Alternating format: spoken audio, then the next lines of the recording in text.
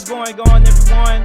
Welcome back to another episode of the JT Sports Podcast. I'm your host, JT. On this episode, I'm going to be giving you guys my college football Week 12 reactions. We're going to be discussing Washington and Oregon State, Michigan struggling against Maryland. We're going to hit on a couple of more games as well. Also got some thoughts on Jordan Travis injury. How does it impact FSU for the remainder of this season and their ability to win the national championship? If you haven't already, leave a like, subscribe to the channel. Remember that every episode of the podcast that's uploaded on the channel is available in audio format on all podcasting platforms. Apple, Google, Spotify, Amazon, wherever you get your podcast from, you can find the JT Sports Podcast. If you enjoy this episode, give us a 5-star review on Apple and Spotify and share the podcast with your friends, family members, and acquaintances if you enjoy and you want to help support the pod. I'm going to need people to stop sleeping on Washington. You know, I was really surprised when Washington was a 2.5-point favorite coming into this game against Oregon State. And a lot of people that I talked to were telling me that, oh yeah, Oregon State upsetting Washington, lock of the week. And I get that Washington, the way they beat Oregon and the way Oregon has played since then makes you believe that Oregon is a better team than Washington. But at the same time, we still have to give Washington credit for that win. And we still have to give this team credit for remaining undefeated. Look, at this time of the season, style points don't really matter all that much. All that really matters is finding ways to remain undefeated. And that's what Washington has found ways to do. And I never felt like Oregon State had a shot at winning this game simply for the fact that I never thought that they will be able to get enough out of their passing attack to be able to pull off this upset. You see, Damian Martinez was pretty much the majority of Oregon State's offense in this game. And you're not going to be able to beat a team like Washington that has one of the top quarterbacks in college football in Michael Penix with DJ Uiagalelei giving you subpar play at quarterback. This dude is so overrated.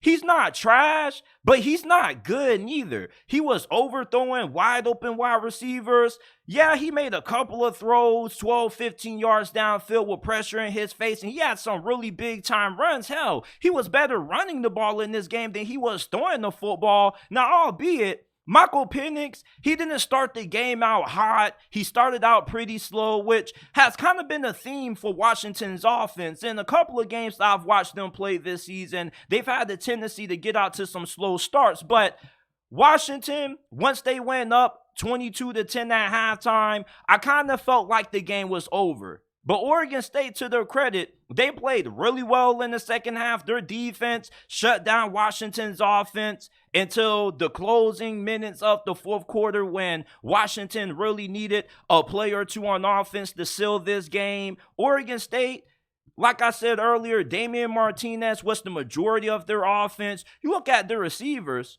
they're really small, and they really struggle to push the ball downfield in the vertical passing game. The majority of Oregon State's offense comes from short plays with receivers making yards after the catch or them getting a couple of good throws in the middle area of the field in the intermediate short passing game. But outside of that, this offense, when it comes to their passing attack, is not really that great. They don't really have talented receivers, and they don't really have great quarterback play. Hell, I felt like Aiden Childs should have stayed in this game for a lot longer. I would have loved to see what he could have done in this game, but this was a really impressive win from Washington, and it was a statement win because at this point, next week they play Washington State in the Apple Cup. There's no reason why they should have won that game and go into the Pac-12 championship game undefeated, which is something that many people didn't envision Washington being able to do even when they were able to beat Oregon. And always was, man, when are they going to end up losing because they're not going to be undefeated? I like how people thought the Pac-12 title game was going to be a matchup between two one-loss teams and winner gets into the college football playoffs. Now, that still can happen. But at the end of the day, Washington is the most complete team in the Pac-12 right now. Their defense showed you in this game that they actually has what it takes to stop a serviceable offense. Albeit DJ Uiagalelei, he's not really that good, but I don't think too many people would have expected for Washington's defense to pretty much have their best performance of the whole entire season. We haven't seen Washington's defense play this way since the start of this year. They were able to get some big turnovers when it mattered the most. Of course, they couldn't stop the run game. That's Oregon State's memo. That's what they like to do. They like to impose their will on you up front, but it's not like Oregon State was running the football at will and Washington couldn't do anything to stop it.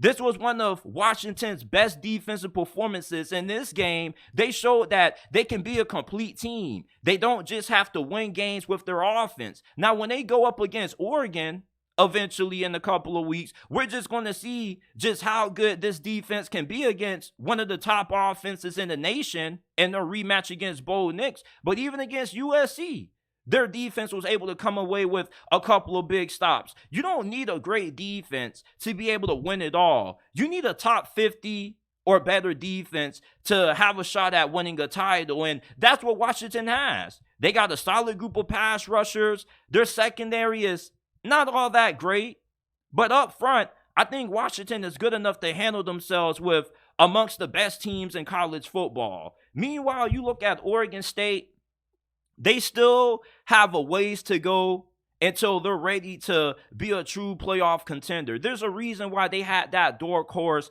playoff label coming into this season. The receivers aren't bad, but one of their wide receivers, I was watching it with a homegirl of mine, and she was like, damn, like, why do they have small receivers? And the reason being is that Oregon State isn't a team that recruits at a high level consistently every single year. With the way their offense is structured, you don't really need great receivers. You just need receivers that are good enough to make things happen after the catch, and they're primarily a run-first team. And, you know, late in this game when they needed big plays downfield out of their passing game, they weren't able to get that. The receivers weren't able to get a lot of separation downfield, and DJ Uiagalelei wasn't able to hit guys when they were open downfield.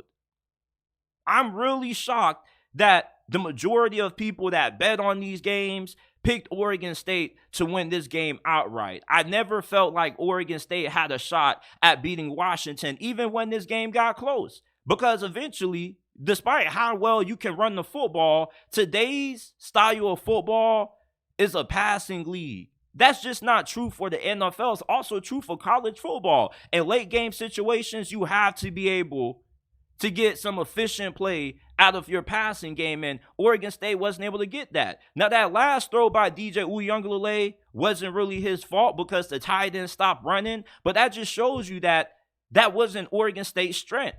Oregon State's strength is running the football, being a physical team at the point of attack, which they were to a degree in this game, but you need more than just a good run game to beat a team like Washington. You need good quarterback play. The only team that really was a threat to beat Washington this year was Oregon, because they had Bo Nix. And the reason why Washington won that game was because their defense was able to get big stops in fourth down situations. People make it seem like Oregon lost that game because of not Mario Cristobal, but Dan Lanning's aggressive decision-making in those fourth down spots. But you got to give Washington credit for being able to come away with stops in those situations.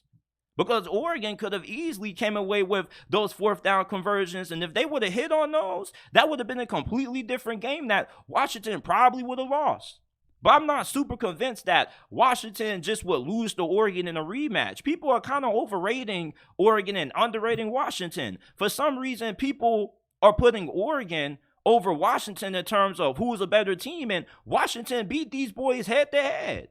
And I'm not super convinced that Washington is going to suffer their first loss to Oregon in the Pac-12 championship game. I think that a lot of people need to stop disrespecting this team and look at this team for what they are. They're undefeated.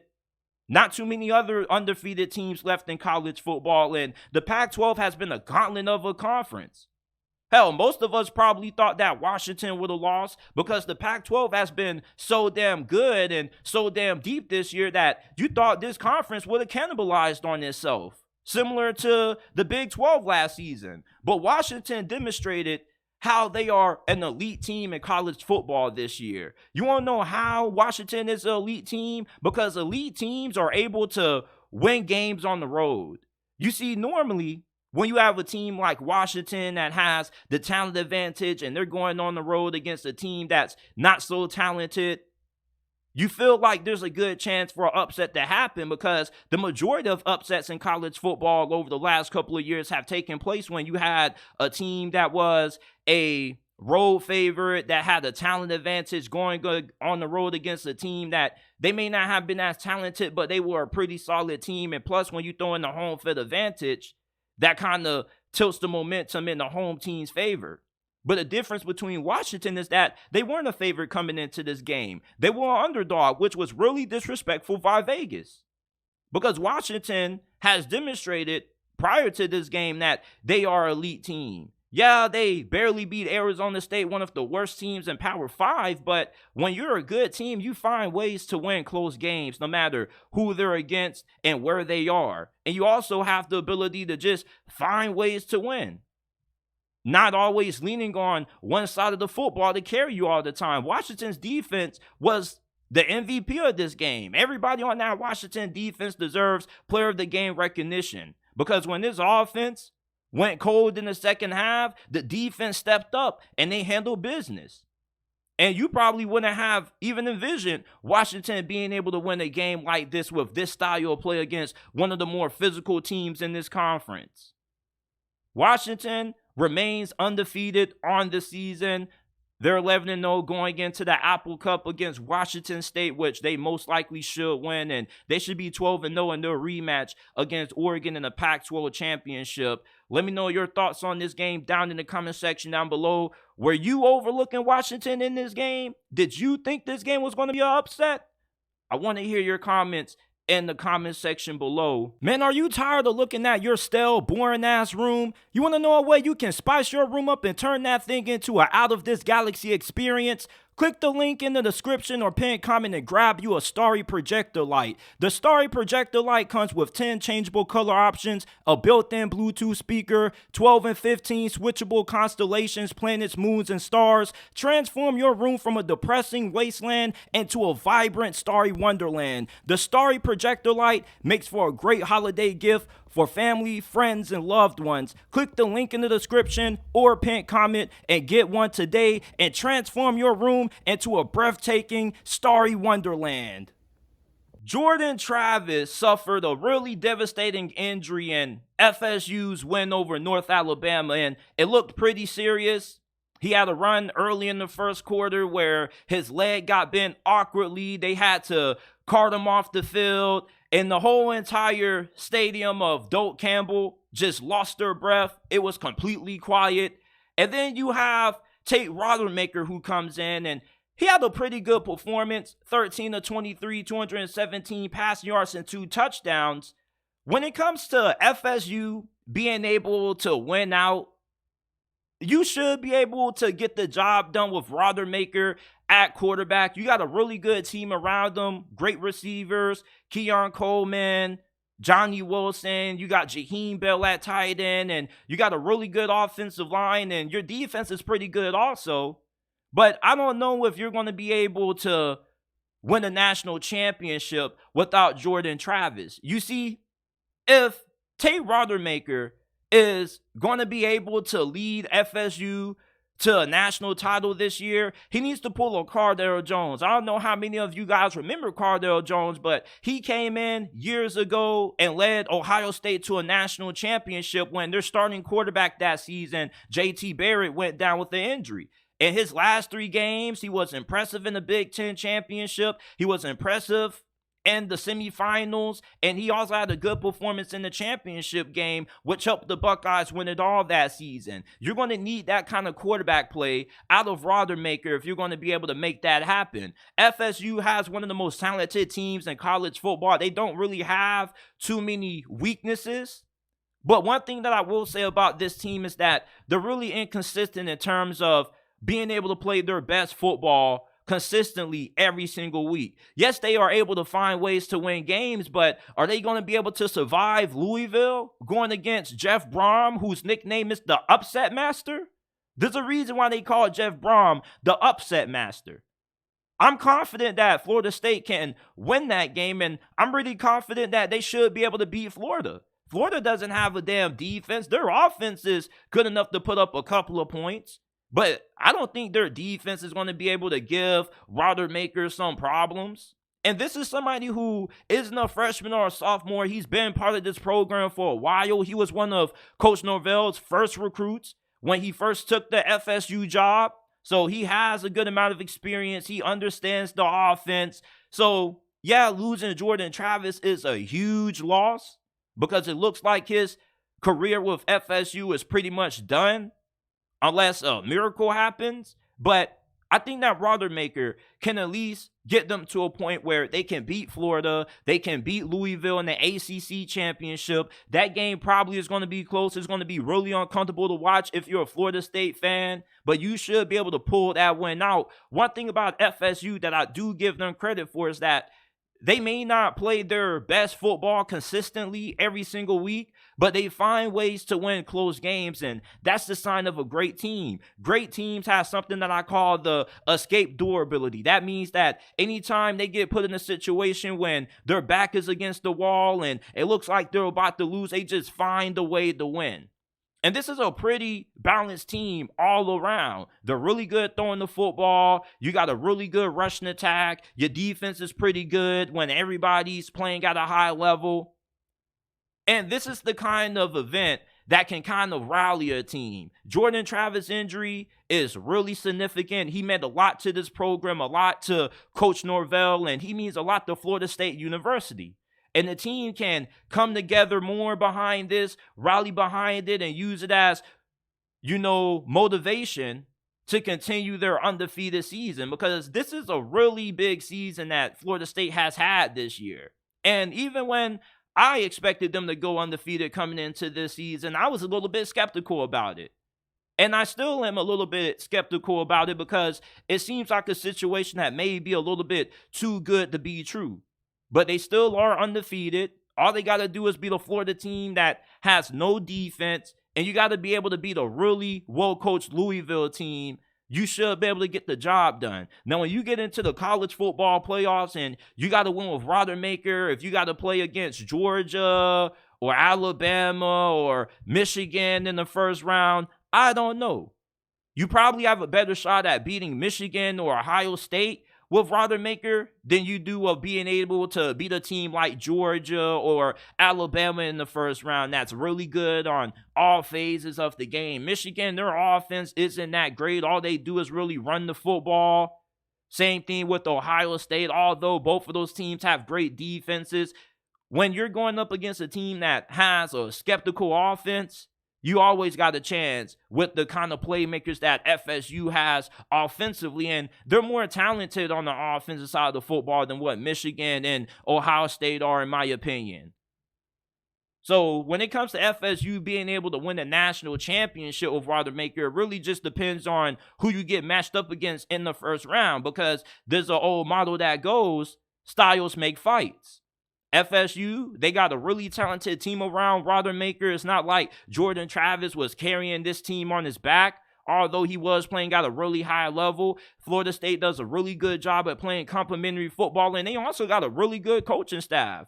Their offensive coordinator should be in the running for a couple of head coaching jobs, and same can probably be said about their defensive coordinator as well. When you got a really good coaching staff, especially in today's age of college football, yeah, losing your star quarterback is going to be a big loss, but you should be able to get competent quarterback play out of Rodemaker. This was somebody that was pretty highly touted coming out of high school. Mike Norvell brought him along with them to FSU, and now it's his chance to step up, and he most likely was going to be the guy to replace Jordan Travis next season anyway, because their other quarterback who they got, who a lot of people were really high on when he was coming out of high school, A.J. Duffy, he's not really ready to play yet. Rodemaker can come in and get the job done with the talent that you have around him as long as FSU is able to play their best football down the stretch. Now you can't afford to have any days where you kind of start off slow and you start to slack off. Like, you got to be able to come in and dominate Florida, and you got to be able to beat Louisville pretty handily. Because if you go into that Florida game, which is a rivalry game, and you go into the ACC championship game and you play the same way that you did against Boston College or even Miami, you're not going to win those games. FSU is way more talented than that. Okay, this is one of the most talented teams in college football this season. Regardless of what the recruiting rankings may say, this is a team that mostly is built through the transfer portal. Their best players, they got from the transfer portal. Even Jordan Travis, he came from the transfer portal initially.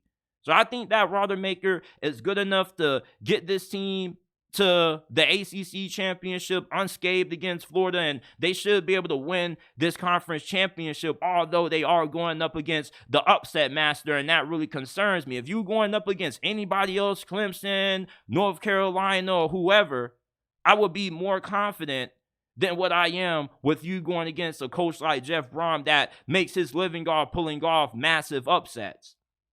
And my last thing is, how is the committee going to view this injury? Because one of the people on the committee did say that they do take injuries into account.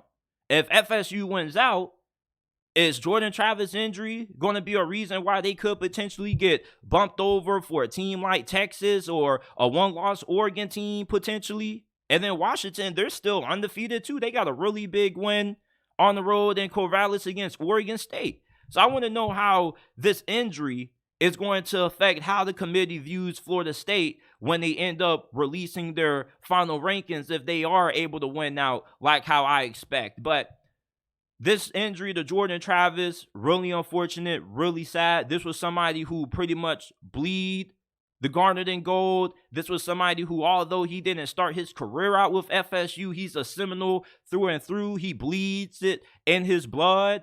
And I watched Jordan Travis' career at Florida State over the last couple of years. I remember one point when anytime he came into the game, the only thing he was going to do was run the football. But he has improved tremendously over the last couple of years, and I'm hoping that he can rehab to 100% after this injury, and hopefully we can see him playing in the NFL on Sundays. But this is a really unfortunate injury that comes at a really bad time for FSU when the season pretty much is over. But they should be able to at least win against Florida and beat Louisville in the ACC championship. As far as winning the national championship, I think your hopes are pretty much all but over. Okay, I'm not counting you out, but if you're telling me you're going to be able to beat, a team like Alabama or Georgia, if you have to play them with the 1 seed, I don't know about that. Even Michigan and Ohio State, with how good their defenses are, is Rodemaker going to be able to step up and have success against two of college football's premier defenses?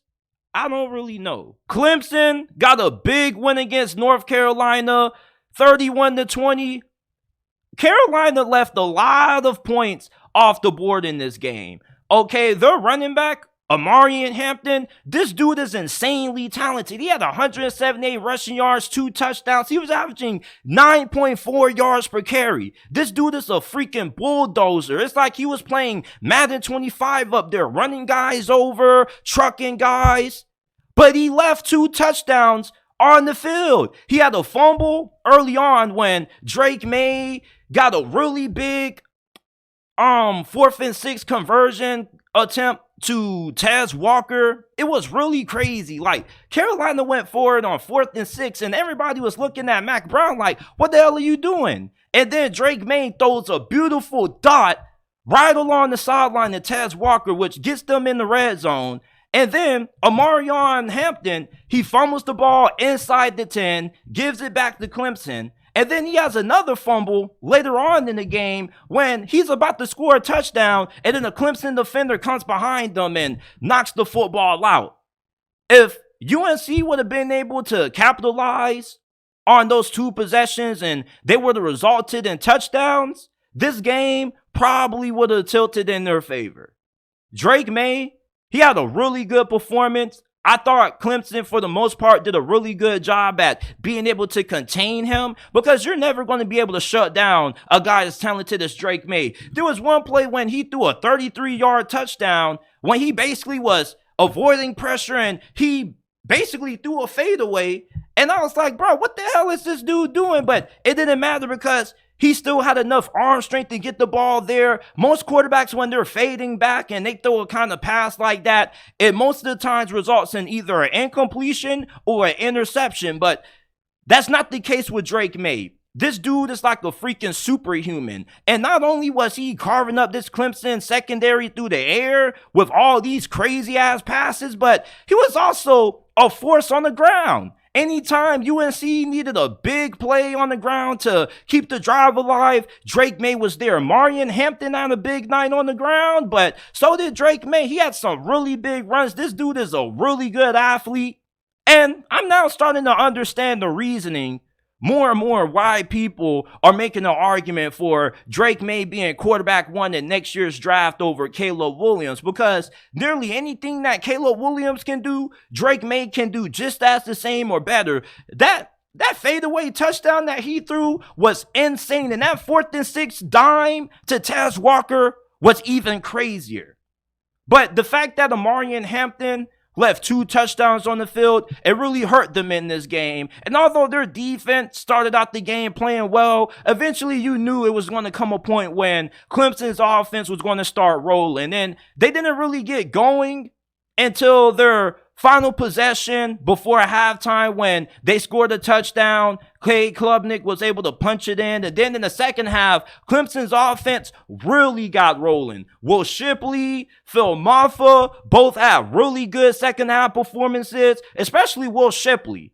Okay, he's one of the more underrated running backs in college football, and it's crazy because he had a lot of hype coming out of high school, but I guess the fact that Clemson hasn't really been in the national title conversation kind of has taken the spotlight off of a guy like Will Shipley, because he had 126 rushing yards. He had a couple of really big explosive runs in the second half, and he also had a big catch as well that went for 36 yards. So he's a really good all-around, all-purpose back. I'm really interested in seeing where he's going to get drafted at if he's able to come out for the 2024 NFL draft. He has a pretty interesting skill set. Not really a big physical runner, but he is pretty tough inside of the tackles. Although he's not going to be somebody that's going to run through you, he's somebody that's either going to run past you or he's going to break your ankles. He had a couple of ankle breakers in the second half of this game as well. And to their credit, although Drake Maye was doing a lot of crazy shit, their pass rush got a lot of pressure on him in big moments of this game, especially in the fourth quarter. This pass rush was humming all game long, and it was a large reason why UNC's offense wasn't able to have too much success against this defense outside of the first quarter. The first quarter was probably UNC's best offensive showing throughout this game. And like I said, Omarion Hampton, if he doesn't have those 2 fumbles and those drives, turn into touchdowns or whatnot, UNC probably is on the winning end of this thing. But Clemson got the win. I felt like Clemson was a lock to win this game because they play their best football at home. And this probably can be considered a little bit of a disappointing season for Clemson when you think about the expectations that they had coming into this year. I don't think that many people in the national media expected them to be a playoff contender, but you expected them to at least be in a conversation to make it to the ACC championship game. So they're en route to win 9 games this season, which is pretty respectable. It's just that when you think about what they've done in the past, the expectations have kind of went down a little bit. It's like now you look at Clemson as a team that probably is going to be contending to be in the New Year's Six bowl game. They're going to be around 10 wins, but you kind of question if they're ever going to get back to that national championship level.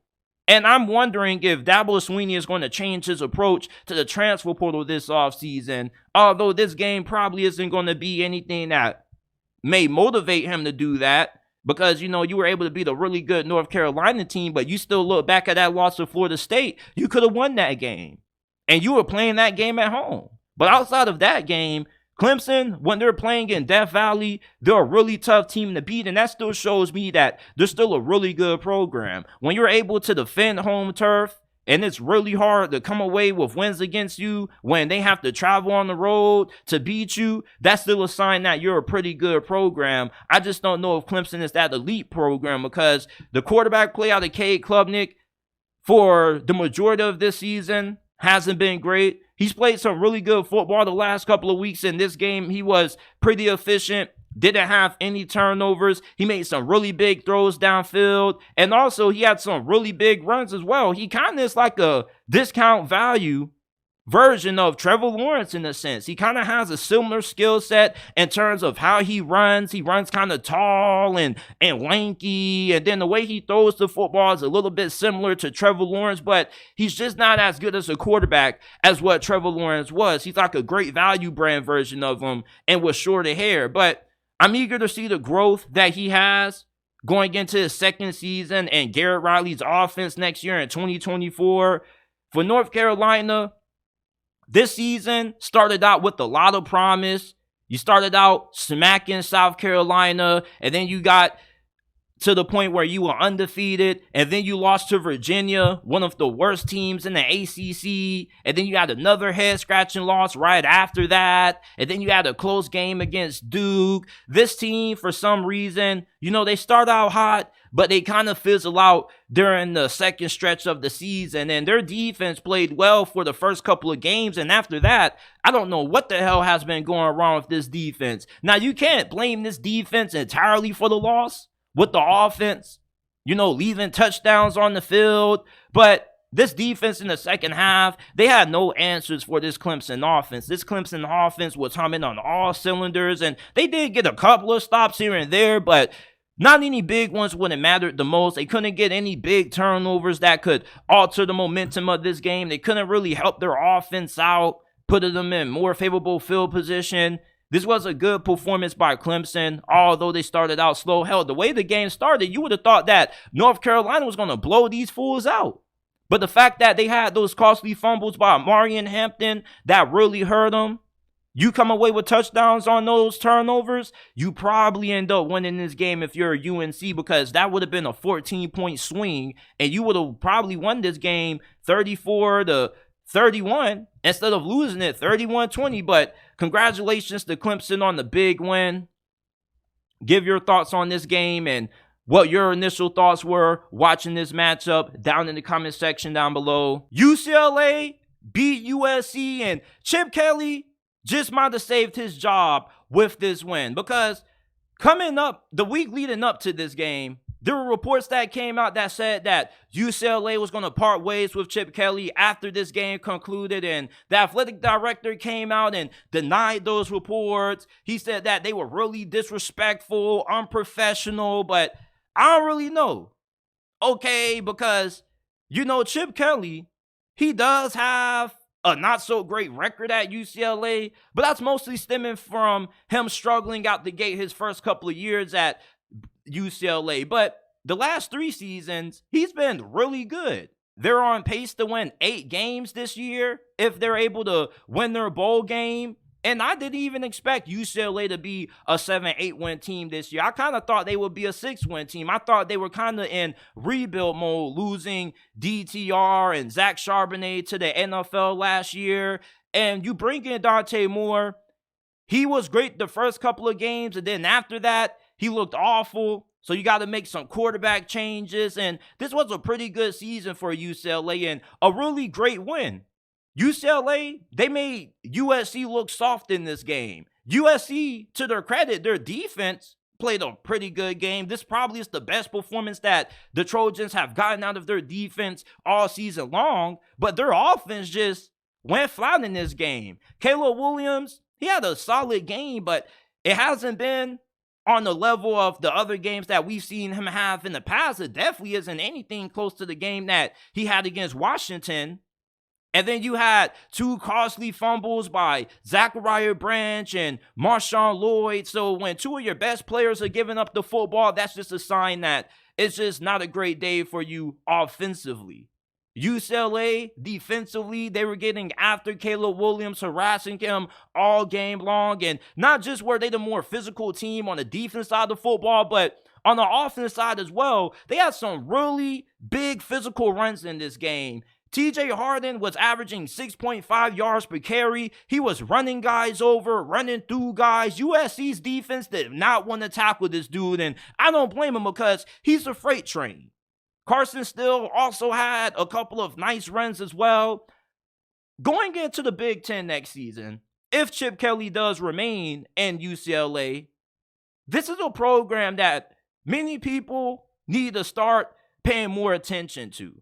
When you think of Chip Kelly's teams, you think of finesse, you think of a team that likes to win on the perimeter with speed, but that's kind of the Chip Kelly that we saw when he was coaching at Oregon. The Chip Kelly that we see now at UCLA, he's completely changed his offensive philosophy. It's not about winning with speed and winning on the perimeter anymore. It's about being physical. And one thing that UCLA's teams have been the last 3 years under Chip Kelly is really physical, really tough.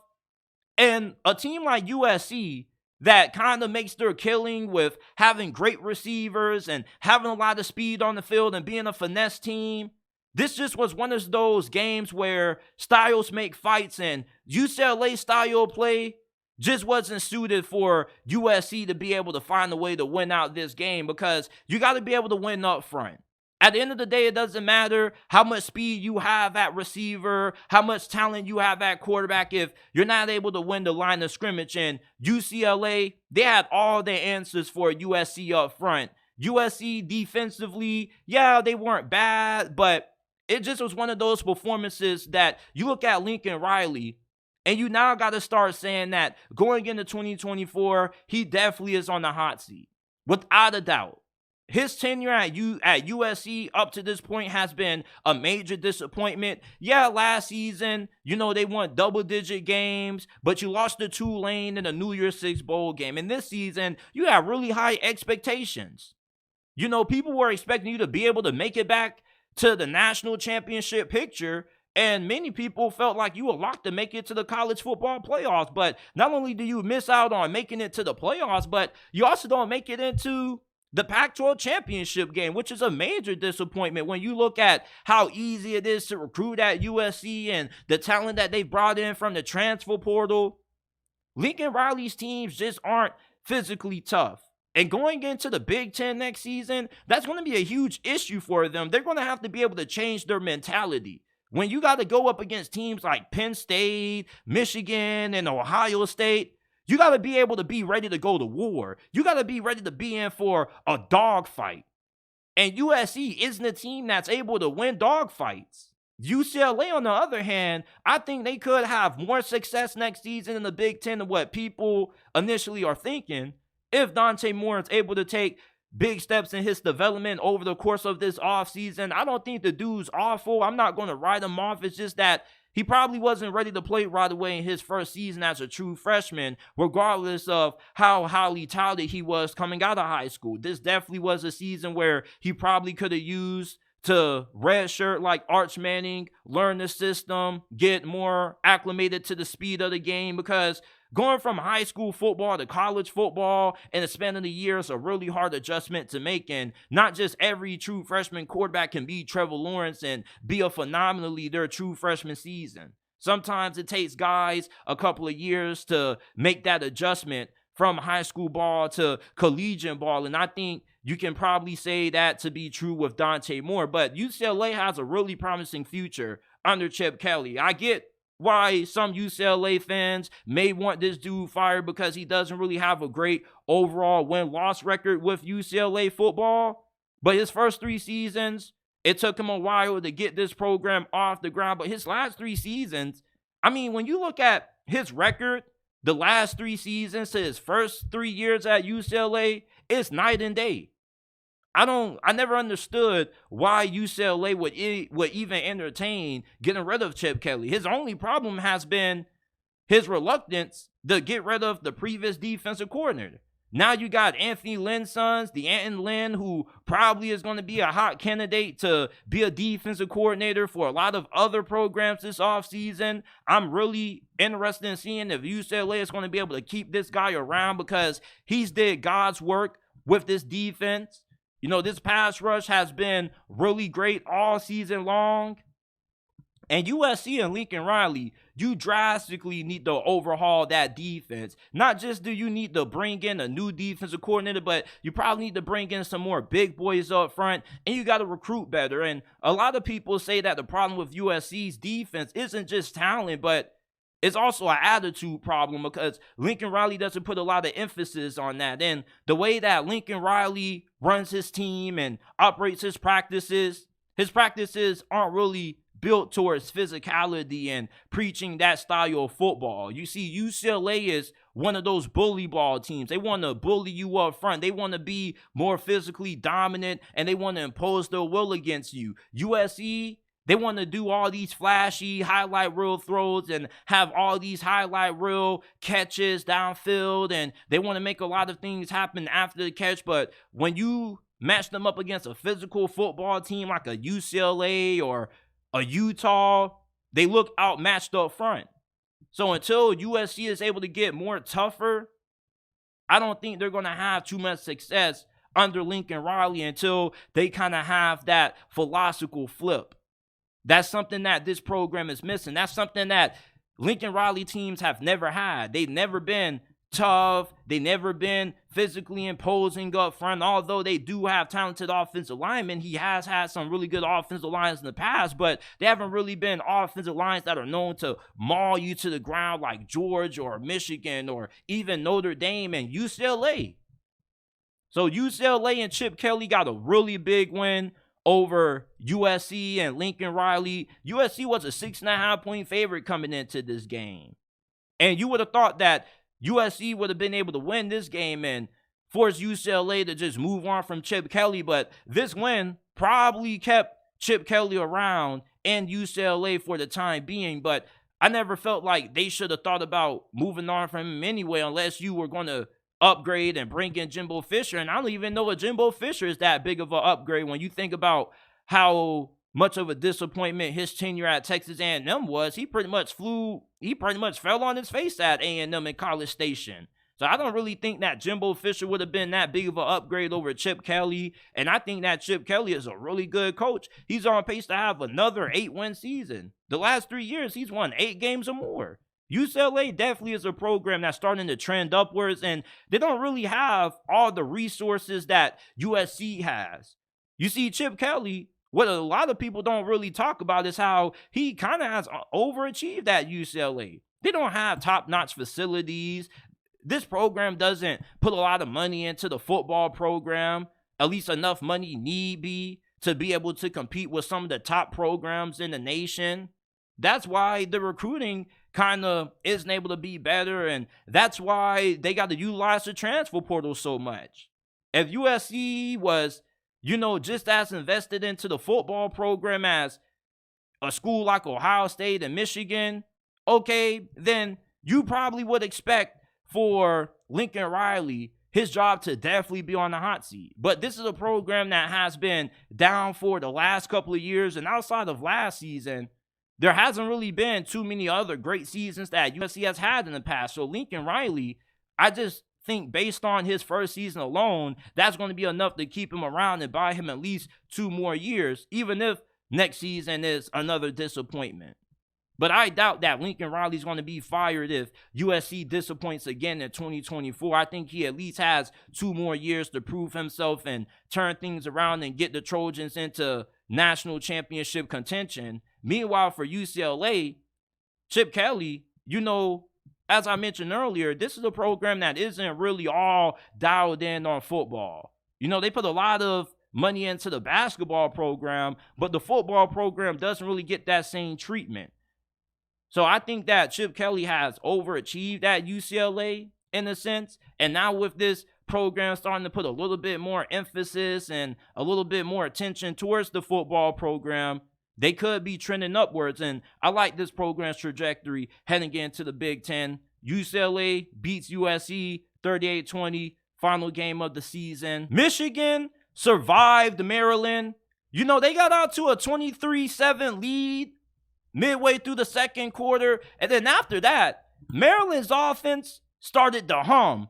Taulia Tagovailoa, he made some really big throws downfield. These receivers were having their way with Michigan's secondary.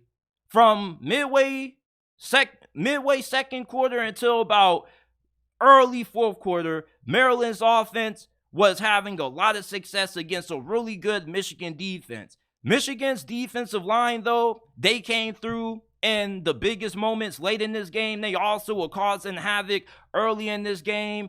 You had the Taulia strip sack fumble that resulted in a touchdown. Then right after that, you have the special teams mishap by Maryland, which they were really fortunate that Michigan didn't fall on that thing and it resulted in a safety instead of a touchdown. This game looked like it was just going to be a beatdown the way that it started out for Michigan.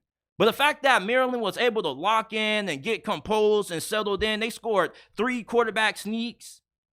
This was a really good game and a really hard-fought effort by Mike Locksley and company. But the same reason why Maryland lost this game is the same reason why Maryland kind of is stuck in the middle of the pack of the Big Ten, because they can't find ways to seek out close wins against great teams. You know, Maryland, in the fourth quarter of big games, anytime they have a little bit of momentum, they always find a way to fold. And they folded in this game. The offensive line completely fell apart all throughout the fourth quarter. They got into third and long situations. Taulia was making bad decisions. Mike Sanders still had, 2 interceptions alone in this game by himself because of bad decisions by Taulia Tagovailoa. Now, the third down interception that he threw on third and long, backed up in their own end zone, it's like, you kind of have no choice but to throw that pass because you just got to try to make something happen. But Taulia just isn't a great quarterback. He's not a bad quarterback, but he's not good enough to turn this Maryland program around.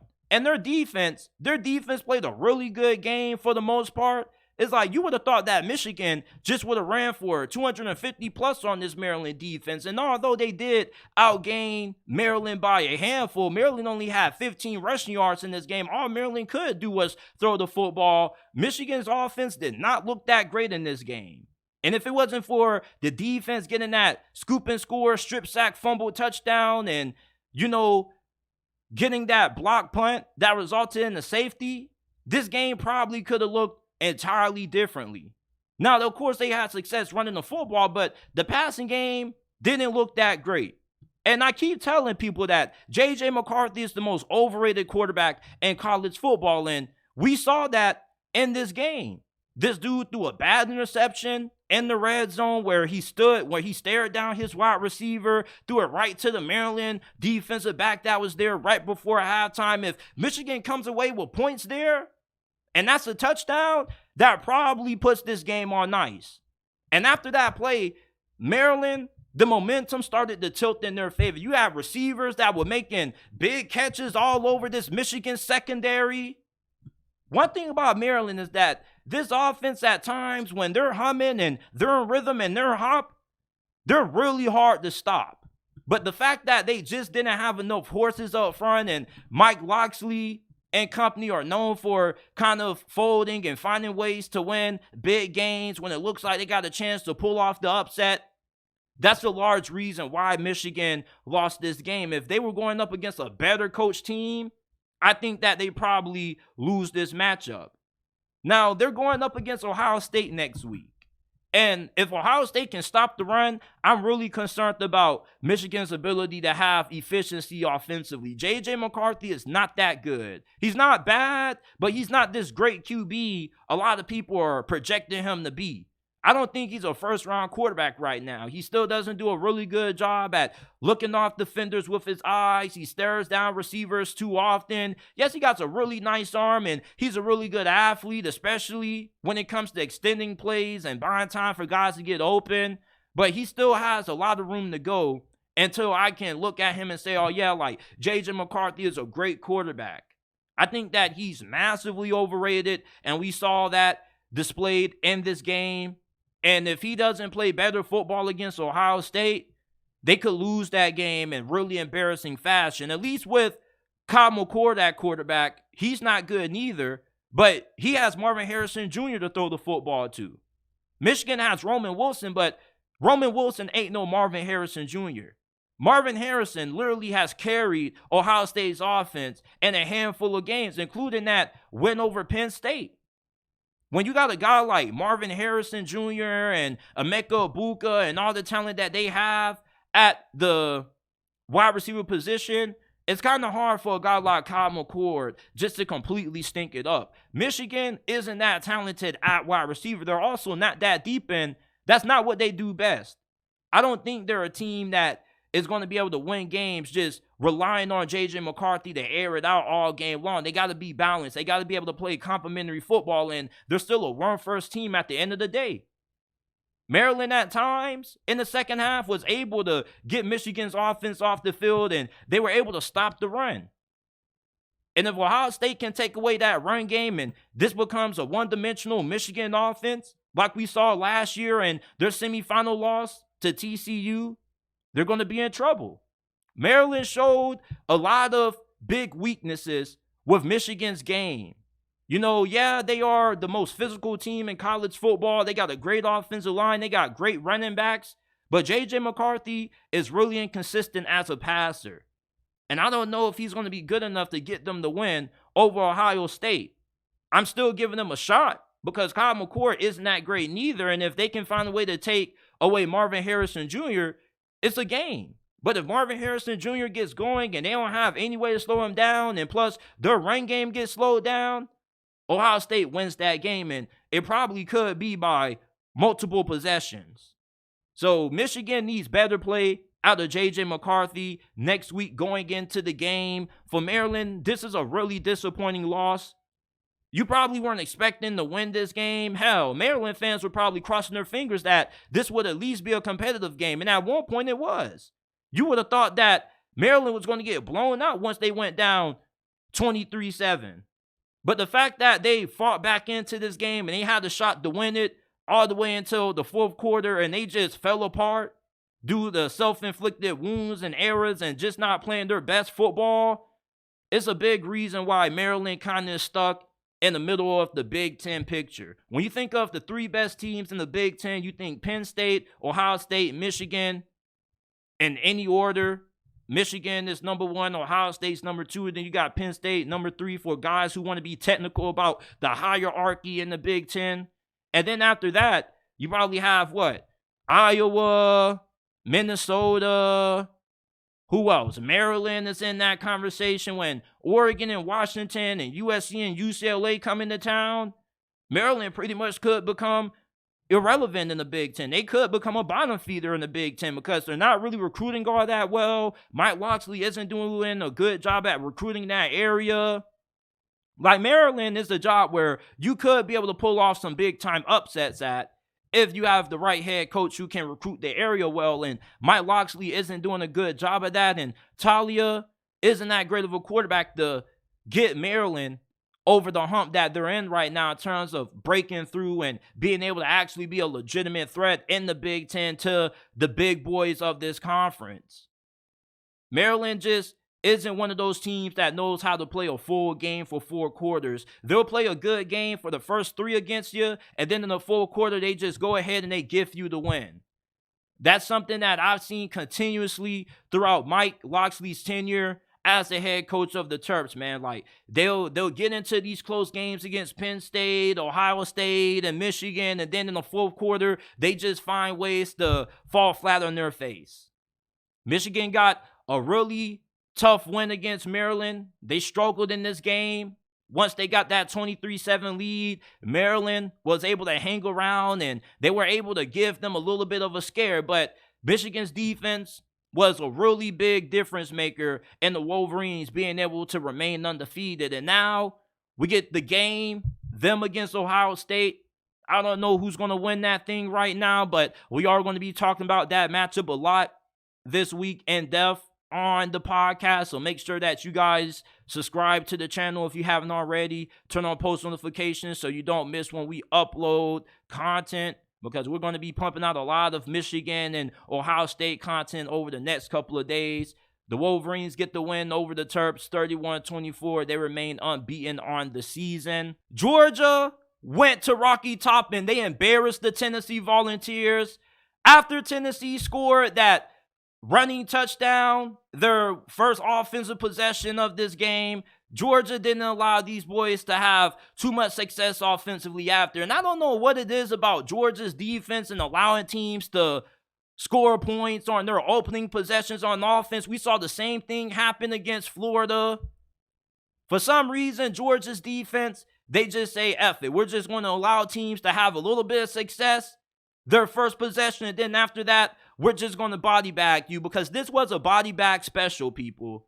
And you would have thought that Tennessee would have been able to keep this game much closer than what it was with them playing at home. You know, all this week I heard Tennessee fans screaming at me, man, Carson Beck could struggle in this game. This is his first game against a truly hostile environment on the road. Well, you know what Carson Beck did in his first true test in a hostile environment? Well, he went 24-30, 298 passing yards and 3 touchdowns, and he had no interceptions. You know, Georgia, this year's team isn't as good as their previous championship teams, but they're still really good. And not every single team is the same team that they were the previous year. Every single season, you get a new team.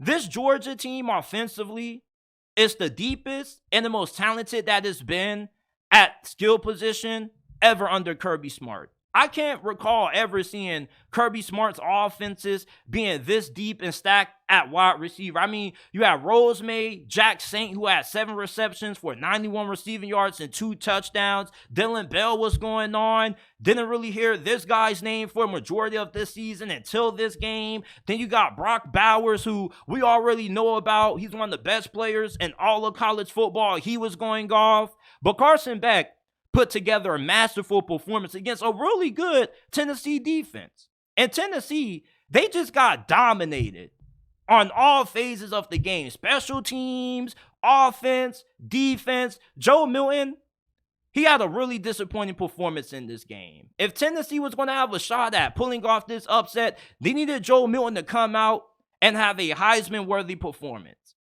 When you look at Joe Milton from a talent standpoint, he has all the physical tools and attributes to be a really great quarterback, especially in the NFL. But in this game, he wasn't able to make enough big-time throws downfield. These receivers weren't able to challenge this Georgia secondary, which kind of surprised me. I thought that these receivers would have had a lot more success than what they did in this game against this Georgia secondary, because these receivers are really good and they're really talented.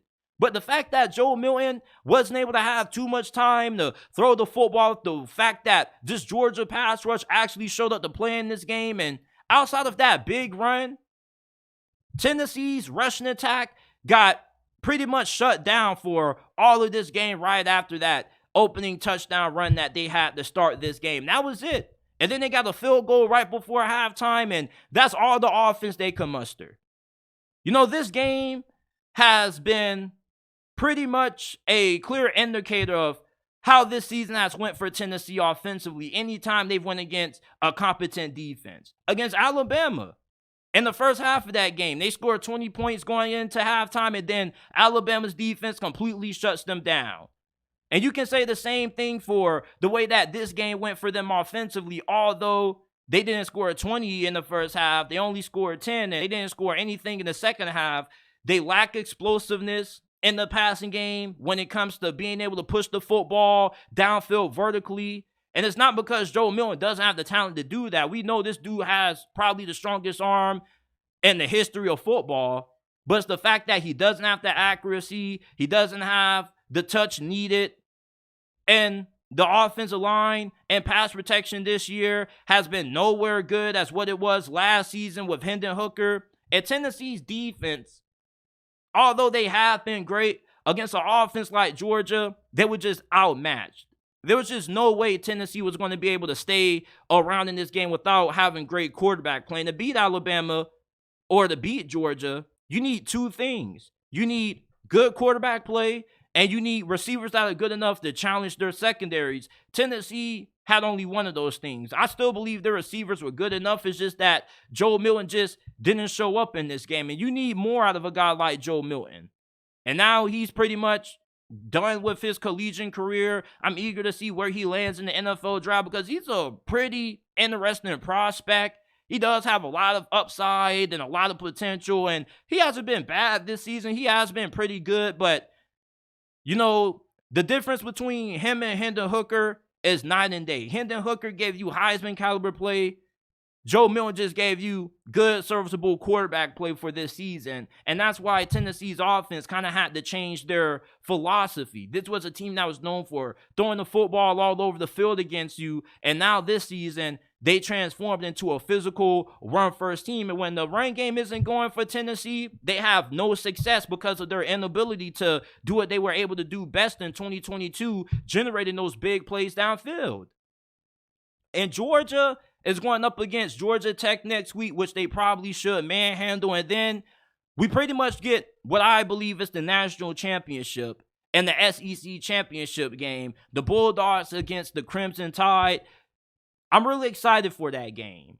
Georgia, as I mentioned earlier, it's funny because although they're not as good as what they have been when they've won back-to-back national championships, they still are arguably the best team in college football. This team is just so deep offensively. The quarterback play has been so good this year, and they're also able to run the football as well. Their defense, you know, at times their defense doesn't play as good as what they have been in the past, but their secondary still is pretty good, although they did give up a couple of big plays against Vanderbilt.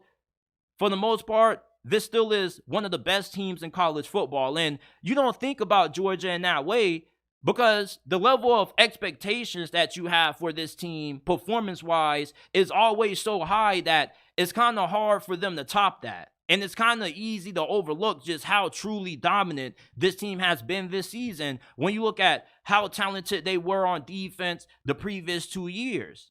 And that's why I was telling a friend of mine a couple of days ago. I was like, even though Georgia isn't the dominant team that we've seen in 2021 and 2022, they're still running through the competition.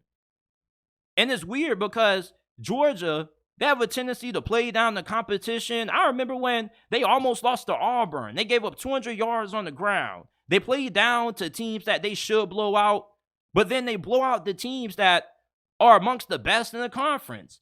You beat Missouri pretty handily, even though that game was a lot closer than how the game against Ole Miss and Tennessee were. You blew out Florida. In big games, Georgia plays their best football. And games against teams that they're expected to blow out, they tend to underperform sometimes. But this is still one of the most complete teams in all of college football. They don't really have too many significant flaws other than their secondary being a little bit inconsistent at times, similar to the same issue that Alabama's defense has. Their defense is really good, but their secondary can give up a good amount of big plays over the top. And I think the same thing can kind of be said about Georgia in a sense, although not to the degree as Alabama. But Georgia remains undefeated on the season.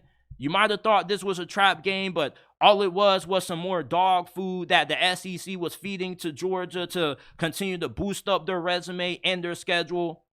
Even if Georgia loses in the SEC championship game, there still is an argument for them to get into the college football playoffs. I believe that with how tough their November stretch has been, beating Tennessee on the road, being able to beat Missouri and Ole Miss, two teams that were ranked inside the top 5, top 10, those are 3 really quality wins that if Georgia loses the SEC championship game, even with one loss, I still think they got a significant argument for being included in this year's college football playoffs. Colorado got absolutely embarrassed by Washington State on Friday night. And we've made the joke all season long about how this offensive line was going to get Shedeur Sanders injured. Well, it no longer is a joke anymore, people, because it actually happened. Shedeur Sanders, in the first quarter alone, was sacked 4 or 5 times in this game, and it didn't take him long for him to get injured. He ended up getting hit on a big play, which resulted in a strip sack that resulted in a touchdown. And this same dude, number 80 for Washington State, also ran back another play that happened in similar fashion later on in this game. And once Shedeur Sanders went down, you knew this game was over. Okay? And without Shedeur Sanders, Colorado probably will only have one win at best this season. You know, he's been the heart and soul of this team. He's been the glue that has kept this team from being worse than what it has been since they started out 3-0. And you would have expected for Colorado to have a much more competitive game against a Washington State team that, just like you, started out really hot. They were unbeaten at one point, and then they completely fell off the cliff. Washington State just looked like a superiorly more talented team than Colorado, even though they weren't, and they just looked better coached. Kermani McClain, he was getting cooked out there. Travis Hunter, he had a little bit of a shaky performance as well. This just was a terrible performance by Colorado. All right, this offensive line got Shedeur Sanders injured, and it no longer is a running joke anymore. It actually happened. This season, for me, has kind of been a little bit disappointing. Although Deion Sanders has exceeded expectations, he won 4 games as opposed to them only winning 1 game last year. But it just could have been more, if you get my drift. They started out with so much hype once they started out 3-0 because they overexceeded expectations. And then people recalibrated their expectations. Then they played Oregon. And when Dan Lanning said that the Cinderella story is over, he meant that shit. Because when Oregon annihilated and clobbered Colorado, they only won 1 game since that loss. Like, the Cinderella story was truly over. Dan Lanning and the Ducks truly ended the Cinderella run that Colorado was on. And I asked you guys the other day to grade Deion Sanders' first season at Colorado, and the majority of you guys are giving him a C. Which I probably will give him a C also, because I wanted to give him a B or a B+, because they did start it out 3-0. They got a big win on the road against TCU. I don't care how bad TCU is. They get a big-time win on the road in week 1 in that kind of environment when you were a 3-point touchdown underdog is huge. The fact that you started out 3-0, you pretty much already tripled your win total in your first 3 games was huge, and you exceeded expectations. And at that time, Deion Sanders looked like he could do no wrong. But then after that, and the more you watch Colorado, and I've watched pretty much every single Colorado game this year, you start to realize Deion's flaws. And you see, coming in to this season, I thought that Colorado would at least be a 6-win team. I understood that the realistic expectations were 3 to 4 wins, which I was understanding of. But I thought that Deion Sanders was a better coach than what he actually has proven to be this season. He's not a bad coach. He's not a garbage coach, but he definitely has a lot of learning to do and a lot of growth that he has to make as a head coach himself. I feel like he did a bad job of being able to manage this team when a lot of people were saying nothing but good things about them and their performance and the fact that they're 3-0. And it's a difference between coaching a team that doesn't have a lot of expectations and that's playing games to prove people wrong versus coaching a team that has all this praise from the media and now people are expecting things out of you. He did a bad job of being able to handle the hype that Colorado got after their 3-0 start. Because once people started to recalibrate those expectations, this team wasn't able to handle it. And I also feel like this team, to a degree, they didn't really have a great job of being humble. You know, before they played Oregon, they were dancing and stomping and disrespecting Oregon in the middle of the field pre-game before that game kicked off. And that really set off Oregon. And when Dan Lanning said that we're going to talk with our pads, you know, that pretty much was a clear indicator of how Colorado at times, they're not focused. They weren't locked in. And that's my biggest, you know, that's my biggest criticism of Deion Sanders and how he's handled this team his first season. All right, you can say they won 4 games. It's a huge accomplishment. It's a success. Yes, it is. But let's not also deny the fact that more could have been done. They should have beaten Stanford. You didn't have to get embarrassed by Oregon in that way if your players were a little bit more ready to play. The fact that you're stomping on Oregon's logo and dancing on it, that's disrespectful. That shows that you weren't completely focused on that game. I do feel like the media attention and the publicity started to get to some of these players' heads. They kind of started to get a little bit egotistical, and same thing with Deion Sanders. The fact that he didn't make the necessary personnel changes until late into the season, I think that's ego. Kamani McLean, we would have loved to see him out there a little bit earlier. Deion was right about that. But not playing that true freshman wide receiver, I think his name is Omarion Miller or Mitchell. Don't quote me on that. Number 14. He only played in that USC game in the second half, and he was going off. And after that, we've rarely seen him play. That's ego. You should be having him on the field a lot more. The fact that they refused to run the football more than 10 times in the first half, that's ego. The fact that he went from Sean Lewis to Pat Shurmur, that's kind of ego, because I never felt like Sean Lewis was the problem.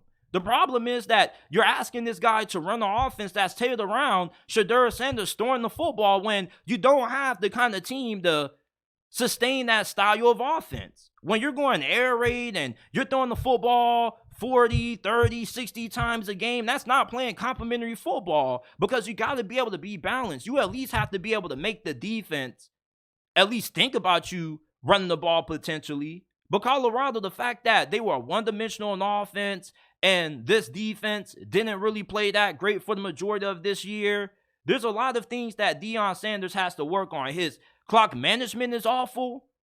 There hasn't really been too many bust games I've watched this year when Colorado has had all 3 of their timeouts in the full quarter, because most of the times they're using them on situations that don't even involve them needing a timeout.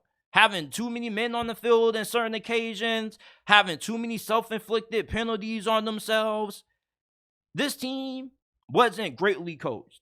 And Deion Sanders isn't a bad coach. He's a okay coach, but he's a coach right now that's still learning.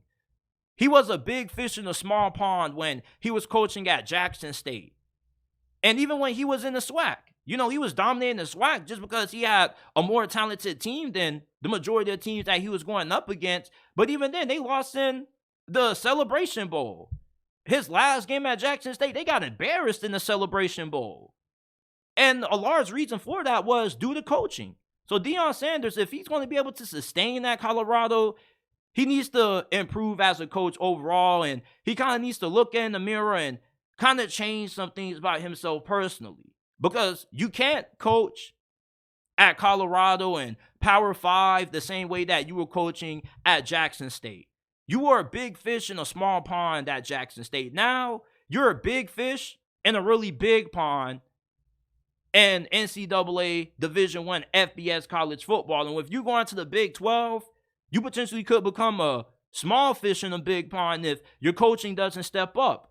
Now, I still believe in Deion Sanders, but this loss showed us that the main reason why this team was able to have the amount of success that they did was due to Shedeur Sanders. And Shedeur Sanders, if you didn't view him as one of the best quarterbacks in the game prior to this game, him getting injured and not being on the field should show you just how much he meant to this team and how much he was carrying this team on his back. When he's not in there, this team is arguably the worst team in all of college football. He was the only thing that made this team as good as what they were when they were 4-0, minus Travis Hunter and a couple of other performances from Jimmy Horn Jr. and Xavier Weaver. For the most part, this just was a team that had some really good wide receivers and a really great quarterback, and that was about it. The defense hasn't been there. The offensive line hasn't been good enough to be able to sustain success at this level. You refuse to run the football, and you got really good running backs. Your running backs don't suck. Like, All McCaskill had 16 touchdowns. He was averaging 5 yards per carry his freshman season at Houston. His true freshman season, by the way, and we have rarely seen him this season. There's been a lot of talent this season that has been underutilized by Colorado. And the fact that the in-game adjustments haven't been that great neither. Deion Sanders has a lot to work on as a coach, and Washington State, they laid it on these boys. Cameron Ward, this dude is a really great quarterback, and I'm really surprised that Washington State has had the kind of season that they've had. You would have thought that they would have at least been a little bit better than what they've been up to this point. But Colorado, man, it's like, yeah, you can clap your hands, and we're going to celebrate Deion Sanders winning 4 games, and this does kind of look like a successful season, but it just feels as if Coach Prime and the Buffs left a little bit more on the table. They left a couple of plates that they could have ate or they could have gave away. That Stanford game, you never should have lost that game. That should have been a win, okay? And even that game against USC, you probably could have had a chance at winning that game if you had better clock management. But Deion Sanders, he's not the perfect coach that me and a lot of people thought that he was when he was coming into this thing. We thought that the only thing keeping Colorado back from success was going to be the fact that he didn't have all the dogs that he needed to compete at this level and to be able to be a championship team, but to even be a bowl-eligible team. It wasn't just all about talent. A lot of these games that Colorado has lost down the stretch has mainly been due in part to poor coaching. And the coaching needs to step it up, and the recruiting even needs to step it up. And we'll talk about that a little bit later on this week. But Washington State, they embarrassed Colorado 56-14. Shedeur Sanders got injured.